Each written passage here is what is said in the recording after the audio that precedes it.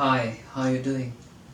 There's a very famous story about Archimedes that we all have read at some point of time, that when he discovered the method to check the purity of gold, he was so much excited that he ran through the street directly to the court of king, and all this time he was shouting, Eureka, Eureka. And the most thing famous about him was he was without clothes and he was excited and running naked all through the streets. Now it may look really into the perspective that he was so excited that he didn't even care about putting on their wardrobes. That's what we think. But in reality, at that point of time, it was not a big deal that a person could be seen naked running through the street or even walking. No one cared because many people could be seen in that condition. So maybe it looks awkward to us and quite special, and his moment of excitement, it was quite normal for him during that era. No one cared, no one noticed. Now these were the people who were really dedicated to their purpose, and why he should not be, since it said if he was not able to check the purity of gold, the king said that he would be beheaded, and he had a limited time in which he was to come up with a solution method that could check the purity of gold.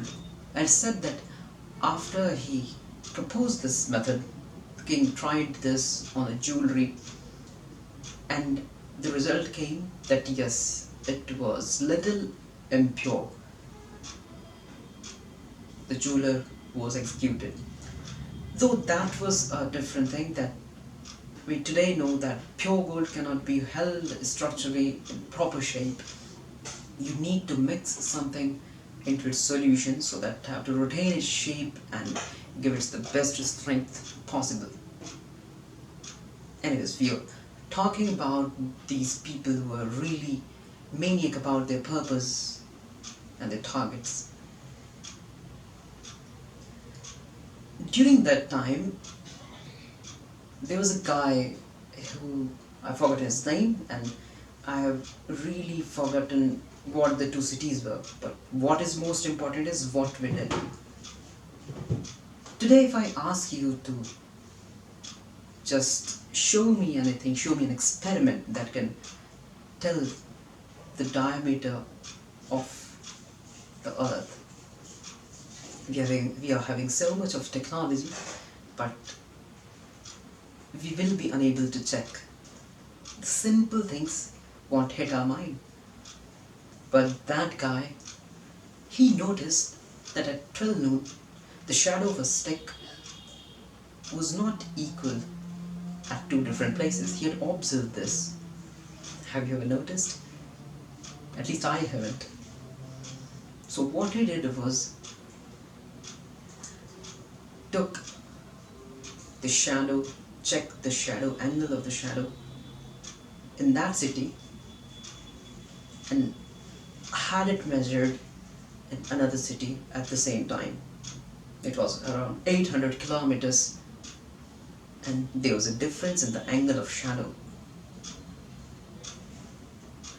That difference was multiplied by 800 kilometers, because 800 kilometers was the arc between these 2 points, and he could measure the difference of angles. With the use of this angle, and when you spread it around the entire circumference, he obtained the value of diameter, and it was around 6800 that he had calculated. And it's not that bad. Today we know it's 6400. Imagine someone coming with such a postulation, with such a limited resource, but what he had was simple things, observations, and a will to come up with results, to ask questions, and to prove a very radical theory at that point, which was, since the society was highly earth-centric, heliocentric is the right word, suggesting that earth is not the center of universe, was easily could be identified as something heretical. It could invite punishment, torture, or even execution. That was a really brave step by that man at that point of time. And what really amazed me was how he could come up with these figures using simple tools, methods, and observations. Now, this story and this incident tell us that we are not limited by resources. Of course, there is some sort of leverage provided by if we are having ample of it, but not necessarily it is withholding you.